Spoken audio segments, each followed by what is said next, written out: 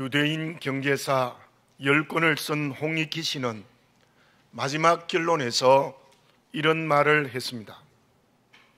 1990년대 초 밀턴 프리드먼과 흥망경제를 쓴 가나우리 하사오의 논쟁을 언급했습니다. 국가경제의 흥망성쇠는 제도에 있다는 것과 사람에게 있다는 것의 논쟁이었습니다. 프리드먼은 1980년대의 중국과 대만의 경제 차이를 말하면서 같은 민족인데도 중국이 경제 발전을 이룬 것은 사람이 아니라 제도에 있었다는 주장을 했습니다. 그러나 하사오는 제도가 아니라 사람에게 있다고 강하게 주장을 했습니다. 홍익희 씨는 10권의 경제사를 쓰면서 이러한 생각을 했다고 말합니다. 한 국가의 흥망성쇠는 제도에도 있기는 하지만 결국은 사람에게 그 원인이 있다고 결론을 맺습니다. 저는 그 유대인 경제사를 10권을 다 읽었습니다. 제 전공 분야가 아니었지만 많은 것을 배울 수 있었습니다. 저도 홍익희 씨의 의견에 동감합니다. 국가만이 아닐 것입니다. 개인이나 사람이 모이는 모든 공동체가 그러합니다.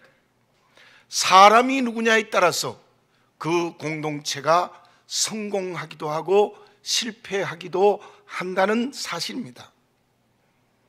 믿음의 길에도 성공과 실패가 분명히 있습니다. 믿음이 성공한다는 것은 무엇이며 실패한다는 것은 무엇이겠습니까? 바울이 비시디아 안디옥에서 설교를 할 때 이러한 말을 했습니다. 사도행전 13장 22절입니다. 패하시고 다윗을 왕으로 세우시고 증언하여 이르시되 내가 이새의 아들 다윗을 만나니 내 마음에 맞는 사람이라 내 뜻을 다 이루리라 하시더니, 하나님께서는 다윗을 내 마음에 맞는 사람이라 이렇게 말했습니다. 다윗이 가지고 있는 왕정 제도가 마음에 맞다고 말한 게 아닙니다. 다윗이 내 마음에 맞는 사람이라 내 뜻을 다 이루리라고 분명히 말씀하신 것입니다. 그러나 그 앞에 왕인 사울에 대해서는 사무엘을 통하여 이렇게 말씀하셨습니다. 사무엘상서 15장 23절입니다. 이는 거역하는 것은 점치는 죄와 같고 완고한 것은 사신 우상에게 절하는 죄와 같음이라. 왕이 여호와의 말씀을 버렸으므로 여호와께서도 왕을 버려 왕이 되지 못하게 하셨나이다 하니, 사울 왕이 거역하는 것은 점치는 죄와 같습니다. 완고하고 교만한 것은 사신 우상에게 절하는 죄와 같다. 그래서 하나님께서 사울 왕을 버렸습니다. 여기에서 우리는 무엇을 볼 수 있습니까? 사람이 중요한 겁니다. 사울 왕 때의 제도나 다윗 왕 때의 제도나 별 차이가 없었을 것입니다. 그러나 사울은 하나님의 마음에 맞지 않아서 버림을 당해서 왕위에서 내려올 수밖에 없었고, 다윗은 하나님의 마음에 맞는 사람이 되어서 끝까지 하나님의 쓰임을 받았습니다. 저와 여러분, 믿음의 진정한 의미의 성공은 내 한 사람이 어떤 사람이냐가 문제입니다. 하나님의 마음에 맞는 사람이냐, 하나님의 버림을 받는 사람이냐에 따라서 믿음이 성공할 수도 있고 실패할 수도 있다는 사실입니다. 오늘 주의 오심을 기다리는 대림절 세 번째 주일이고 한 해가 불과 얼마 남지 않는 이 시간 예배를 드리면서 내 한 사람이 하나님의 마음에 맞는 사람이 되어지시기를 바라겠습니다. 그때 가정이 생명의 공동체가 되고 교회가 하나님이 주인된 성전이 될 수 있고 우리의 삶의 자리가 하나님의 나라가 되는 겁니다. 믿음의 길에 실패한 사람은 누구입니까? 하나님의 마음에 맞지 않아 그 한 사람을 하나님이 버렸습니다. 그 사람 때문에 가정에 문제가 생깁니다. 그 한 사람 때문에 교회가 생명을 잃어버립니다. 그 한 사람의 삶의 자리가 사단의 먹잇감이 되고 마는 것입니다.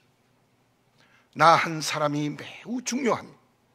나 때문에 모든 사람을 살릴 수 있습니다. 그러나 나 때문에 모든 사람을 멸망의 길에 가게 할 수도 있다는 사실입니다. 본문은 믿음의 성공의 길을 가게 되는 바울을 만날 수 있습니다. 그 한 사람 바울 때문에 수많은 사람이 살아났습니다. 저와 여러분, 오늘 나도 바울과 같은 사람이 되었으면 좋겠습니다. 하나님의 마음에 맞는 사람이 되어지시기를 바라겠습니다. 그 사람이 믿음에 성공을 한 사람이고, 그 사람을 통하여서 나와 관계되어진 모든 사람과 공동체를 살릴 수 있습니다. 그러면 하나님의 마음에 맞는 사람, 믿음에 성공하는 사람은 어떤 사람이 될 때 가능합니까? 영화 배우 드웨인 존슨은 자기 경험을 이렇게 말했습니다. 학창시절에 문제아였고 사고를 쳐서 경찰서를 들락거리는 불량 소년이었습니다. 거구였던 그는 어느 날 교직원 화장실에 들어갔습니다. 마침 조디 선생님이 들어와서 이렇게 말합니다. 학생은 이곳을 사용하면 안 돼. 그때 존슨은 키가 작은 선생님을 노려보면서 말했습니다. 나가면 되죠. 빈정거리는 투로 말하고 손을 천천히 씻고 나갔습니다. 근데 존슨이 하룻밤을 자고 나니 마음에 걸렸습니다. 그래서 다음날 조디 선생님을 찾아가서 잘못했다는 말씀을 드렸습니다. 선생님이 손을 내밀어 악수를 청했습니다. 손을 잡고 이렇게 말씀합니다. 내가 미식 축구를 하면 좋겠다. 좋습니다. 믿어도 돼? 물론이죠. 약속합니다. 존슨은 조디 선생님의 말에 따라서 미식 축구 선수가 되어 맹활약을 했습니다. 졸업을 할 때는 여러 대학에서 제의가 들어왔고, 그때 대학에 들어가면서 존슨의 생각이 바뀌었습니다. 목표를 세우고 도전을 하면 되는구나. 그로 인하여 훗날 유명한 배우가 되어졌습니다. 그는 말합니다. 조디 선생님을 만나지 않았다면 나는 범죄자로 남았을 것입니다. 너무 고마운 분입니다. 내 인생의 진정한 멘토이셨습니다. 사람은 누구를 만나느냐에 따라서 그 인생이 달라질 수 있습니다. 여러분에게 말씀드렸지만 저도 분명히 말씀을 드릴 수 있습니다. 고등학교 1학년 때 신앙을 시작할 때 김석준 목사님을 만나서 구원의 확신을 가지고 믿음의 기초를 튼튼히 할 수 있습니다. 신학을 공부할 때 김치영 목사님을 만나서 믿음의 진정성을 배웠고 독서를 하게 되었고 역사가 무엇인지 이웃이 무엇인지 믿음의 문을 넓게 열 수가 있었습니다. 저는 개인적으로 신학을 공부하여 교수를 만나고 신학 공부를 한 것보다는 김석준 목사님과 김치영 목사님을 만남으로 말미암아 제 신앙의 길이 인도되어졌다, 이렇게 말할 수 있습니다. 그렇다면 저와 여러분들은 누구를 만나야 하나님의 마음에 맞는 사람이 되겠습니까? 누구를 만나야 하나님이 기뻐하시는 그리스도인이 되어 제대로 된 길을 걸어갈 수 있겠습니까? 바울은 어떤 사람이었습니까? 모세의 율법에 신념을 가진 사람이었습니다. 그 율법은 바울에게 절대적 가치였습니다. 그래서 예수 믿는 사람을 가차없이 핍박했습니다. 스데반 집사님에게 돌을 던져 순교하게 했고 윗옷을 벗어서 증인이 되었습니다. 곳곳에 가서 믿는 사람들을 대제사장에게 넘겨주는 역할을 했습니다. 그것이 자기가 하나님께 충성하는 방법이었습니다. 지금 본문의 말씀에서 바울은 어디로 가고 있습니까? 1절과 2절을 봉독해 드립니다. 사울이 주의 제자들에 대하여 여전히 위협과 살기가 등등하여 대제사장에게 가서 다메섹 여러 회당에 가져갈 공문을 청하니, 이는 만일 그 도를 따르는 사람을 만나면 남녀를 막론하고 결박하여 예루살렘으로 잡아오려 함이라. 다메섹으로 가서 예수 믿는 사람을 잡아오려는 그 길에 다윗의 모습이 어떠했습니까? 위협과 살기가 등등했다. 위협과 살기가 등등했다는 것은 좀 극단적으로 말하면 예수 믿는 사람들은 죽여버려야 되겠다는 생각을 하면서 그 길을 걸어가고 있었던 것입니다. 대제사장의 공문을 받아 다메섹 여러 회당에서 누구든지 그리스도인이면 잡아서 예루살렘으로 데려가고자 하였습니다. 그런데 다메섹에 가까이 왔을 때에 어떤 일이 일어납니까? 3절에서 9절에 보면 그 상황을 누가를 통하여 자세히 기록되어져 있습니다. 하늘로부터 빛이 그에게 비추었습니다. 그는 땅에 엎드렸는데 쓰러진 겁니다. 아마 정신을 잃어버렸는지도 모릅니다. 그러나 그때에 그에게 음성이 들립니다. 사울아, 사울아, 내가 어찌하여 나를 박해하느냐? 누구십니까? 나는 내가 박해하는 예수라. 그 음성을 듣고 일어났으나 혼자 걸을 수가 없었습니다. 사람들의 손에 이끌려 다메섹에 들어왔고 사흘 동안 보지 못하고 먹지도 마시지도 못했습니다. 바울은 그곳에서 예수님을 만났습니다. 어떻게 되었습니까? 바울의 전 인격이 변화되어졌습니다. 어떤 성경학자는 이렇게 말합니다. 바울이 다메섹에서 주님을 만난 것은 마음의 혁명을 일으킨 사건이었다. 마음이 완전히 뒤집어졌다는 겁니다. 그 한 사람이 변화되어 복음을 체계화하는 성경 13권을 기록했습니다. 복음을 세계에 증거했습니다. 어쩌면 그 바울 한 사람 때문에 로마의 기독교가 국교로 변화했습니다. 유럽 문화의 모태가 되었고 세계 문명의 뿌리를 만든 사람이 바로 바울 한 사람입니다. 바울은 다메섹에서 예수님을 만나서 마음의 혁명을 이루었습니다. 한 사람이 변화됨으로 말미암아 세계 역사를 하나님의 나라로 만드는 놀라운 결과가 주어졌습니다. 물론 여러분들은 모두 주님을 만나는 체험을 하셨을 것입니다. 그래서 구원의 기쁨이 있을 것입니다. 그러나 나의 주변을 돌아보시기를 바라겠습니다. 내 마음이 온전히 예수님이 주인되어 있습니까? 가정이 아직 여호와의 집이 되어 있지 못한 모습이 없습니까? 삶의 자리가 아직 말씀으로 채워지지 못하지 않았습니까? 그 이유가 무엇입니까? 바울처럼 나의 다메섹 도상에서 예수님을 만나지 못했기 때문입니다. 나의 다메섹 도상은 어디입니까? 마음이 온전히 하나님이 주인되지 못했다면 다메섹입니다. 가정이 하나님의 뜻대로 움직이지 못한다면 역시 그것도 다메섹입니다. 직장과 사업의 현장이 하나님의 뜻대로만 움직여야 되는데 하나님의 뜻대로 움직이지 않는다면 그곳 역시 나의 다메섹입니다.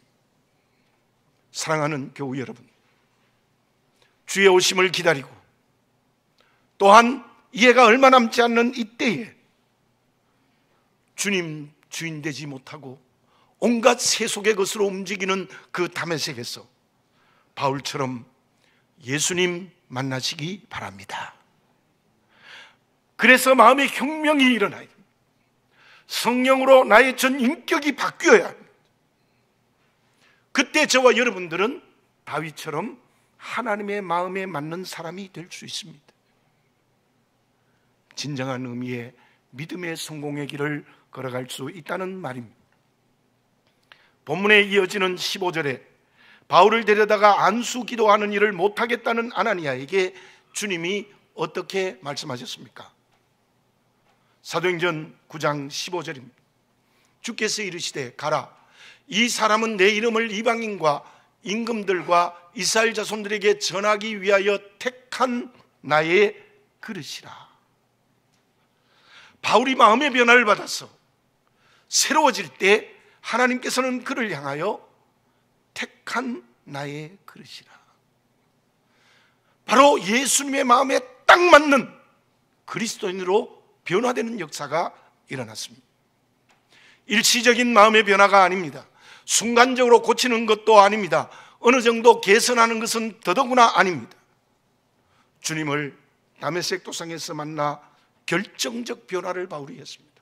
그리고 그 변화는 천국 갈 때까지 바울의 마음이 바뀌지 않았습니다.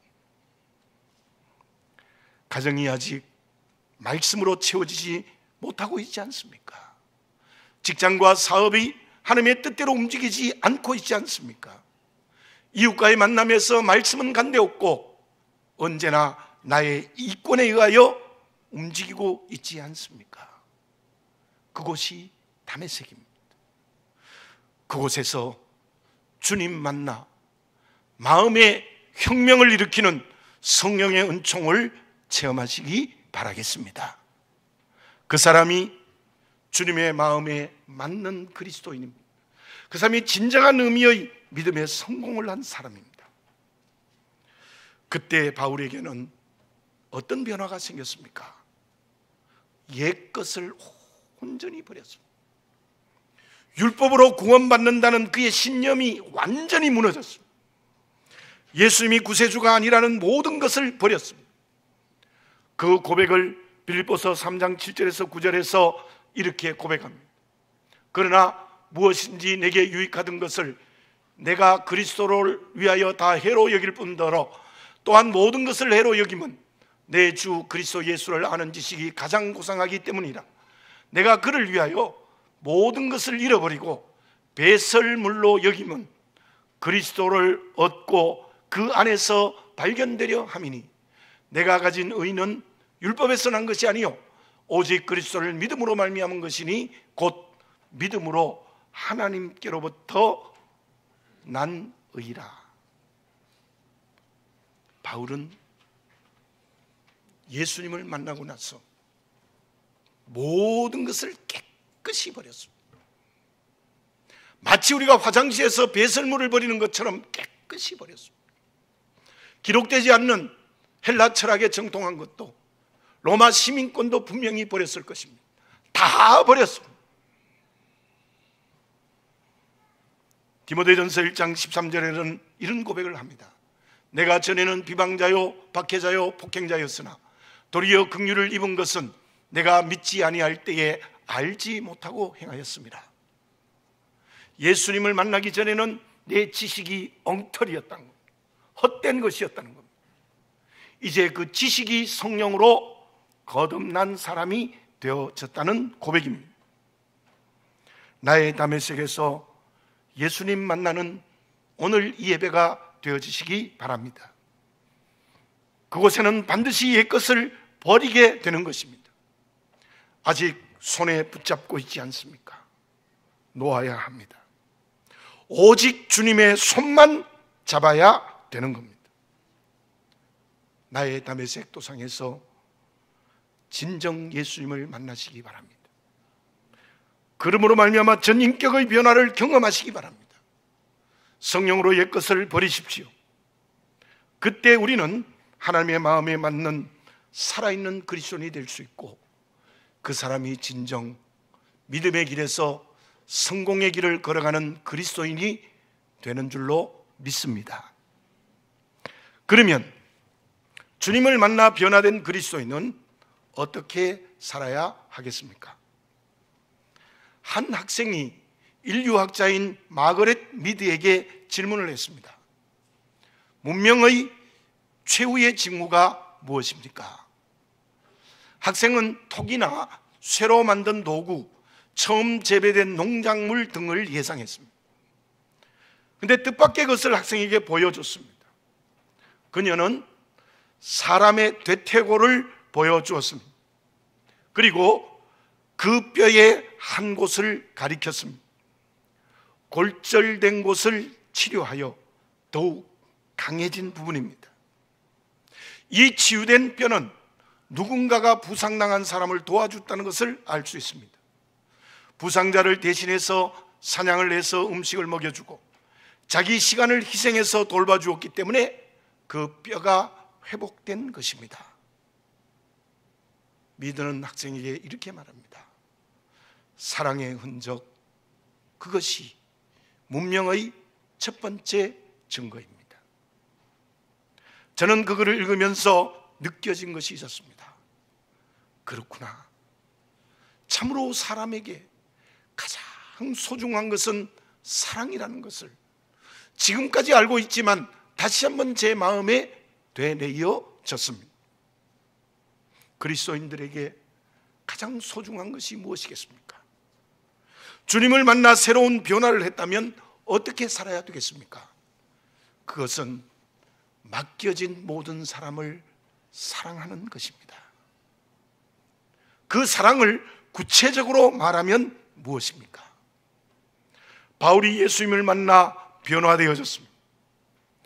변화된 바울이 한 행동이 무엇입니까? 본문의 말씀 8절을 다시 봉독해 드립니다. 사울이 땅에서 일어나 눈은 떴으나 아무것도 보지 못하고 사람 손에 끌려 다메섹에 들어가서, 바울은 앞을 보지 못하게 되었고 음식을 먹을 수도 마시지도 못했습니다. 사람들의 손에 이끌려 다메섹에 들어갔습니다.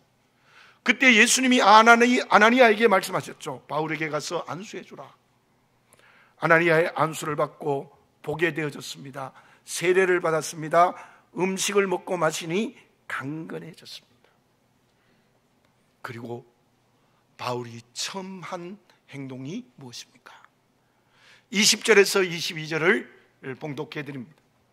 즉시로 각 회당에서 예수가 하나님의 아들이심을 전파하니 듣는 사람이 다 놀라 말하되 이 사람이 예루살렘에서 이 이름을 부르는 사람을 말하던 자가 아니냐, 여기 온 것도 그들을 결박하여 대제사장들에게 끌고 가고자 함이 아니냐 하더라. 사울은 힘을 더 얻어 예수를 그리스도라 증언하여 다메섹에 사는 유대인들을 당혹하게 하니라. 바울은 그 예수를 만나고 나서, 마음의 혁명이 일어나고 나서 어떻게 했습니까? 자기에게 맡겨진 사람이 원수였습니다. 위협과 살기가 등등했던 사람이 그들을 사랑했습니다. 그 사랑이 어떻게 나타났습니까? 주님의 이름을 증거하는 사명의 길을 걸어간 것입니다. 그 후에 바울은 어떤 길을 걸어갔습니까? 아라비아 사막과 고향 길리기아 다소에서 오랜 기간 동안 기도를 드리고 신앙을 정리합니다. 그리고 바나바를 통하여 안디옥 교회에 와서 목회를 하다가 그 안디옥 교회 파송 선교사가 되어서 3차에 걸쳐서 대전도 여행을 합니다. 그 당시에 세계라고 말하는 곳에 복음을 전하고 교회를 세우고 사람을 구원합니다. 그리고 로마에 죄수의 모습으로 들어가서 복음을 전가하다가 대략 AD 65년경에 네로 황제에 의하여서 순교하는데 아마 참수당했다는 것이 일반적인 생각입니다. 그때 그의 나이가 대략 70세였습니다. 바울이 변화된 후 모든 사람들을 그리스도의 심장으로 사랑했습니다. 그 사랑이 복음 증거로 나타났습니다. 그는 고린도전서 9장 16절에서 어떤 고백을 합니까? 내가 복음을 전할지라도 자랑할 것이 없으면 내가 부득불할 일임이라. 만일 복음을 전하지 아니하면 내게 화가 있을 것이미로다. 저와 여러분, 내 삶의 자리의 다메섹에서 예수님을 만나서 성령으로 전인격의 변화를 체험하시기를 바라겠습니다. 마음도 삶의 자리도 오직 예수님만이 주인 되시기를 바라겠습니다. 그러한 체험이 있다면 소극적인 자리에 서면 되지 않습니다. 바울은 즉시 사람들을 사랑하고 그들에게 복음을 증거했습니다. 우리의 삶의 자리가 예수의 이름을 증거하는 사명으로 나타날 때, 그리스도의 향기와 편지가 되고 빛과 소금으로 나타날 때에 그 사람이 진정 다메섹 도상에서 예수를 만난 사람입니다. 나와 관계되어진 모든 사람을 사랑하시기 바랍니다. 알지 못하는 열방까지, 저 베트남의 소수민족까지 사랑하는 마음을 가지셔야 됩니다. 그리고 그들을 구원하는 사명으로 나타나야 됩니다. 죄는 기렇게 오르는 사람에게는 세 종류의 사람들이 있다고 말합니다. 첫째는 거미와 같은 사람입니다. 그 사람은 모든 방법을 동원하여 남의 것을 빼앗는 사람들입니다. 둘째로 개미와 같은 사람입니다. 스스로 노력해서 자기의 것을 소유하고 사용하는 사람입니다. 셋째는 꿀벌과 같은 사람입니다. 수고한 것의 일부만 자기의 양식이 되고 대부분을 나누어 줍니다. 바울은 주님을 만나 변화되어 자기의 전부를 나누었습니다. 어쩌면 기르케고르가 얘기한 꿀벌보다도 더 많이 자기의 전부를 나누었습니다. 그가 고백한 것처럼 그리스도의 심장으로 그들을 사랑했습니다. 그 사랑의 방법은 예수님의 십자가의 복음을 나누는 사명의 길이었습니다. 나는 어떤 사람입니까? 질문해 보시기 바랍니다. 거미와 같은 사람 아닙니까? 개미와 같은 사람입니까? 꿀벌과 같은 사람이 되어지시기 바랍니다. 사랑하는 교우 여러분, 나의 다메섹 도상이 성령으로 체험되어지시기 바랍니다. 그래서 나의 전 인격이 변화되시기 바랍니다. 진정 성령으로 내가 변화되어졌다면 맡겨진 모든 사람을 사랑하는데 그 사랑의 가장 중요한 방법은 주님의 이름을 그들에게 증거하는 것입니다. 주님의 오심을 기다리는 오늘 이 시간 이때에 구원의 열정이 성령으로 회복되어지시기 바랍니다.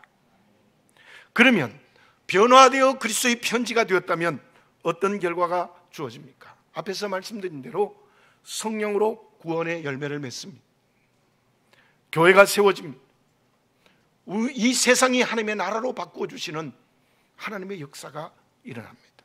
그렇다면 그 사람들에게 하나님은 어떤 축복을 주십니까? 이 땅에서도 주시지만 저 새하늘과 새 땅의 기업의 축복이 놀랍습니다. 지금은 우리가 에베소서의 말씀을 묵상하고 있는데 그 전에 요한계시록의 말씀을 묵상했습니다. 요한계시록 19장 20절 21절에 이런 말씀이 있습니다. 짐승이 잡히고 그 앞에서 표적을 행하던 거짓 선자도 함께 잡혔으니 이는 짐승의 표를 받고 그의 우상에게 경배하던 자들은 표적으로 미혹하던 자라. 이들이 산채로 유황불 붙는 못에 던져지고 그 나머지는 말탄 자의 입으로부터 나오는 검의 죽음에 모든 새가 그들의 살로 배불리더라. 사단과 그 하수인들은 모두 유황불에 던져져서 영원히 멸망당한다는 사실입니다. 그러나 성도들, 하나님의 마음에 맞는 그리스도인은 새하늘과 새 땅에서 분명히 별처럼 빛날 것입니다. 그 별처럼 빛나는 게 무엇입니까? 본문의 말씀에서 나타난 바울의 고백을 읽어보겠습니다. 디모데후서 4장 8절입니다. 이제 후로는 나를 위하여 의의 면류관이 예비되었으므로 주 곧 의로우신 재판장이 그날에 내게 주실 것이라. 내게만 아니라 주의 나타나심을 사모하는 모든 자에게 도니라. 우리는 새하늘과 새 땅에서 의의 면류관을 바울처럼 받는, 영원한 상급을 받는, 축복받는 줄로 믿습니다. 우리 모두 이때 저를 포함해서 여러분들 모두가 다 성령으로 다메섹에서 주님 만나는 체험을 하시기 바랍니다. 그래야 내 마음이 예수님 주인 되시고 이웃과 역사와 삶의 현장 이 세상이 하나님의 나라로 바뀌어지는 성령의 역사가 일어나게 될 줄로 믿습니다. 기도드리겠습니다. 거룩하신 아버지 하나님,